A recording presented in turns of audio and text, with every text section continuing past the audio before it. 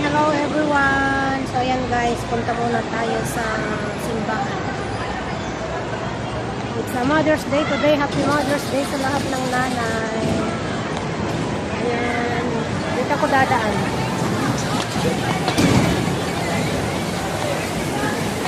Punta ako sa St. Joseph. Yung mga nagbibinggo dun.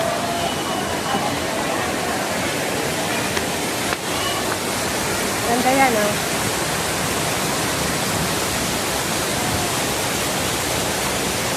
Gata ko dito sa my husband.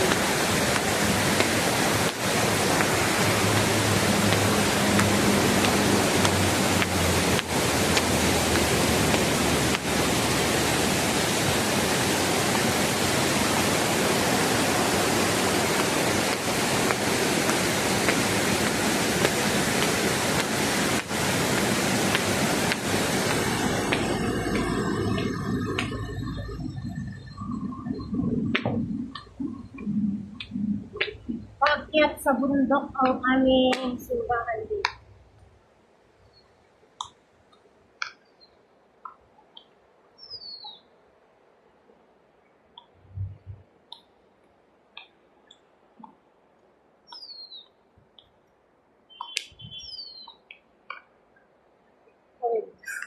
Walang sasakyan.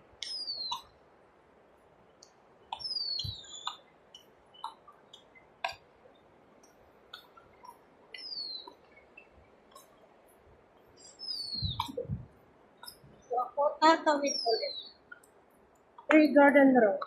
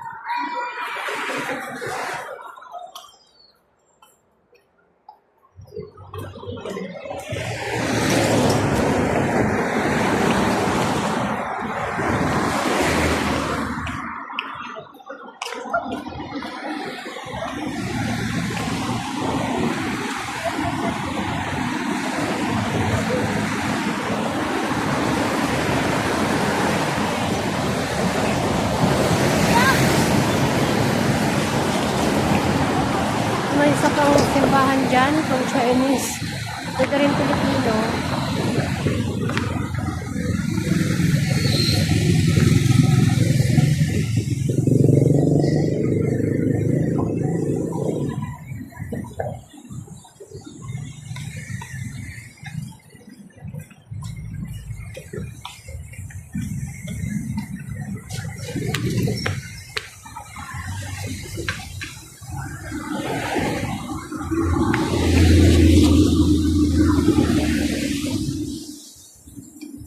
Yan yung isang simbahan.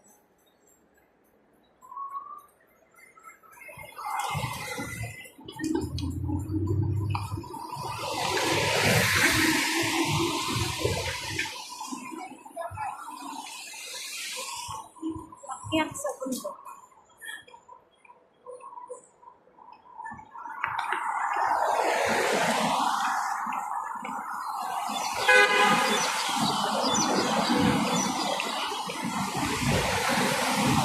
Hirap na makyat.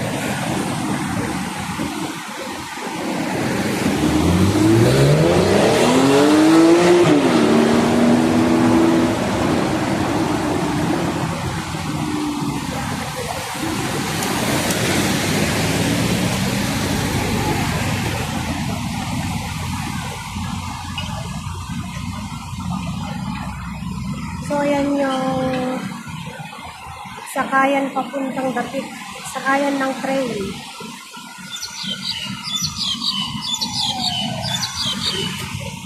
Napagod na ako.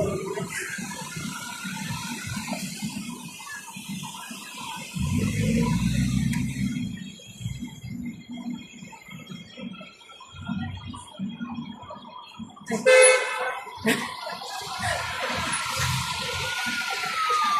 ito?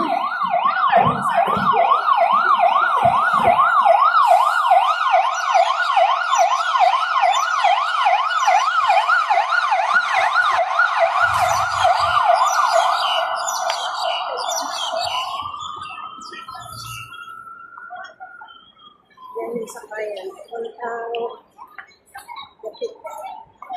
sakayan na ito.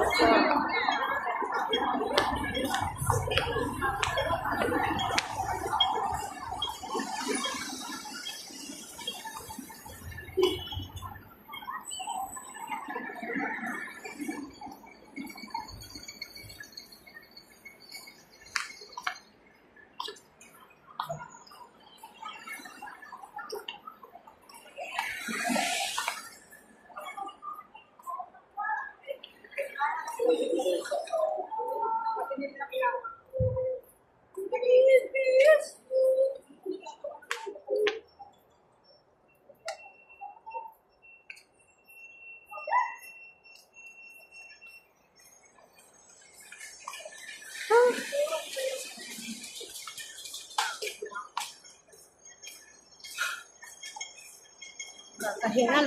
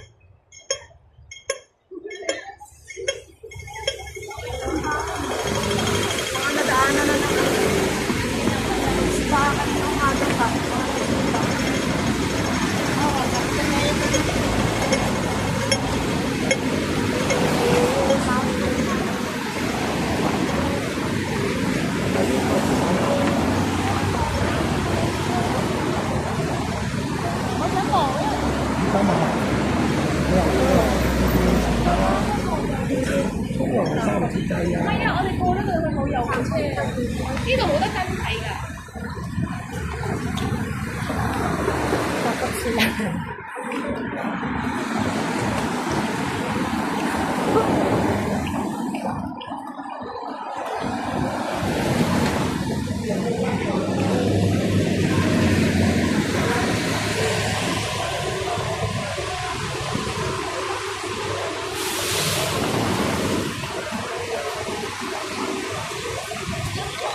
Yan, mga nagtitinda ng t-shirt.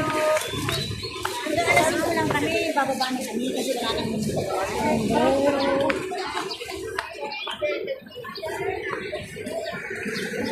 Ito na yung simbahan.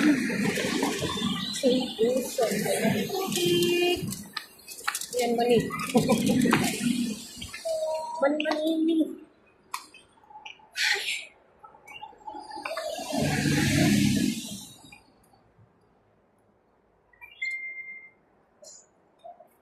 Ang sarap umakyat. Yan guys. Ito na yung St. Joseph.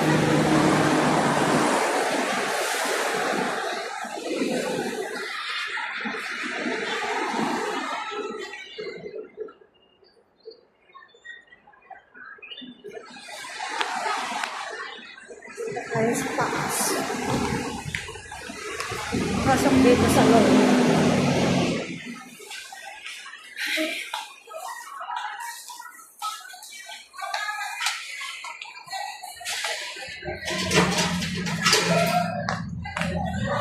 Hi, Ta!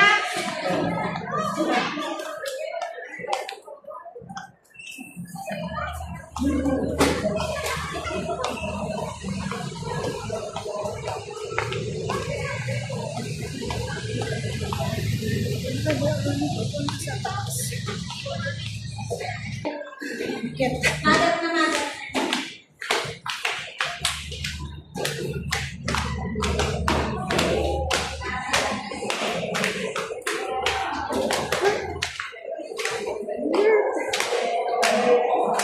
So, ito na. Pasok sa loob. So, dito na guys sa church. Ayan. So, off ko muna.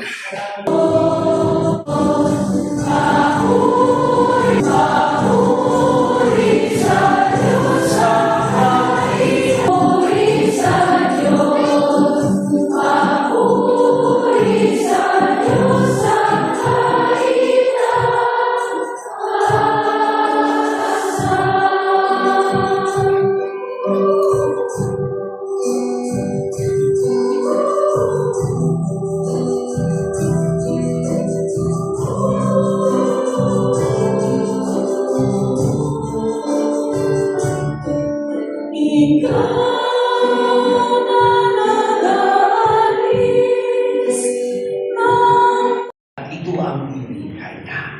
At sinabi ni Mercury, yung kanyang mga kataga, siya, Mama, just kill the man. Put a gun against his head. Pull my trigger, now he's dead. Mama, life has just begun. But now, I'm glad and all through it all again. Mama, oh, didn't mean to make you cry. If I'm not back again tomorrow, carry on, carry on. Life is just a matter. No, sinasabi, carry on. Sinabi niya, patuloy ka sa paglalakbay kahit mawala na yung anak mo. Sinasabi lamang ito, pero pag pinagdaanan na ng nanay, halos sasabihin ng nanay, sana ako na lang. Sana ako na lang yung dumanas, hindi lang yung anak ko. Marami sa atin dito na magsasabi ng ganyan. Sana niya pinagdaanan ng anak ko, lalong-lalo na yung nagbiktima ng TGK.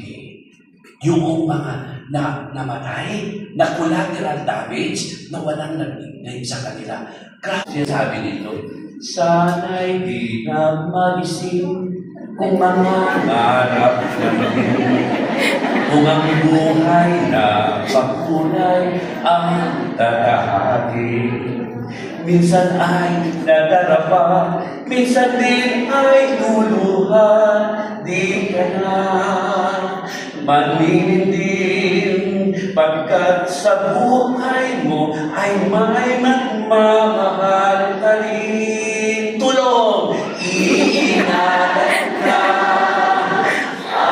alagaan ka, sa puso mo ikaw ang pag-asa. Sa ating mundo ay may gagabay sa'yo. Ang alay ko ito'y pagmamahal ko. May nagmamahal alay sa'yo. Aking inay, ikaw nagbigay ng buhay ko. Buhay na kahit na pangarap ko, makamtan ko na. Happy Mother's Day sa mga nanay.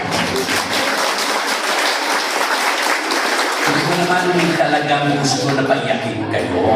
Sino pag nag-upo sa inyo na yung mga luhang na nalalagdag sa inyo, may kahulugan yan. Kasi nga, yung puso ay kumukulikta tungkol sa mga mahal natin sa buhay. Yung mga nanay, sabi ko nga sa una during the beginning of the Mass, guilty tayo. Yung pagsagot-sagot natin sa mga nanay, kung minsan na walang pakundangan, I'm also guilty. Yung nagpadala ka sa bugso ng damdamin mo, nabigla mo na sigawan yung nanay mo, tapos dahil sa pride mo, hindi mo magawang magsabi sa kanya ng sorry. Naantay ng nanay yun, wala lang sa kanya yun. Kung minsan tinitiis ng nanay, kaya yun siya na, akin na lang to, sarili ko na lang ito. Hindi alam ng mga anak yung pinagdaanan ninyo dito. Pero karapatan ninyong ipaalam dito ito sa kanila para na magkaroon sila ng kamalayan na hindi madaling maging nanay. Minsan nang sinabi ng nanay ko, pero sabi niya, I cannot bargain this man kasi maging nanay is a privilege. pahiram niyo sa akin yung mga anak ko, maglaki nila, pagwalay na yun sila sa akin. Kung minsan, hindi na nila ako maaalala. Pero sabi nga, nakaukit sa aking palad ang iyong pangalan. Parati yan. Kapag nagkasala ka, yung magic word na hinihintay parati ng nanay yun. Yung kaya nga sinasabi ko kapag tumatawag ako, sabi, hinanap ba ako ng nanay? Sabi, oo. Sigurado ako na pinatatawad niya ako sa mga pagkakasala ko kasi hinahanap niya. Delikado para sa akin yung hindi ka nahahanapin ng nanay mo. Wala na siyang pakialam sa'yo. Pero kapag hinanap ka ng nanay mo, ang sarap sa pakiramdam. Nagkasala ka, pero hinahanap ka pa rin ng nanay, yung hindi siya makatulog hanggang hindi ka dumarating. Yun ang parating sinasabi ng nanay. At hindi talaga batiin yung nanay. Sana ngayong itong Mother's Day, magparamdam kayo. May mga load yung cellphone ninyo. Isang lang na sabihin, Ma, Happy Mother's Day. Kahit picture lang na yung pinadala mo ng rosas doon, na talagang hindi yung malilimutan ng nanay. Lahat ng mga pagmamahal, pag-uwin nila, mapapahawi yan ng dahil sa isang senta. Ma, minsan ko lang mabanggit ito kasi hindi ka komportable. Kahit ano ang mangyari, mahal ka. Yun lang yung talaga, hinihintay ng nanay, yung ano na, malayo man kayo sa mga anak ninyo, maparamdam niyo sa mga anak ninyo, na mahal niyo sila kahit na malayo kayo, na nasa ibang pangangalaga sila, ng mga kamag-anak niyo, paramdam niyo sa kanila na to become a mother is a priceless role. Walang ibang pwedeng mag-play dito kahit yung ibang mga tao na nagbibigay sa kanila ng financial support, iba ang pagmamahal ng nanay. Sana itong misang ito magdulot sa atin na kung nagkasala yung nanay ninyo, at least time na ngayon, patawarin ang kalaga na yung pagkakatali na hindi nyo binabati sa pagkakasala yung nanay. Kung naghahanap ka ng wanted perfect mother, yung nanay hindi naghahanap ng wanted perfect daughter or perfect son. Nahanap niya yung anak na handang dumagay sa kanya. Yung anak na naunawaan yung pinagdaanan ng isang ina. Marami sa atin dito. Sana maparamdam natin sa kanila. Pagtibahin natin ang ating pananampalataya. Tayo magsitayo at sabay-sabay natin wikain sa palataya sa mga kapamilya. May iwanan namin at lupa, sumasapalataya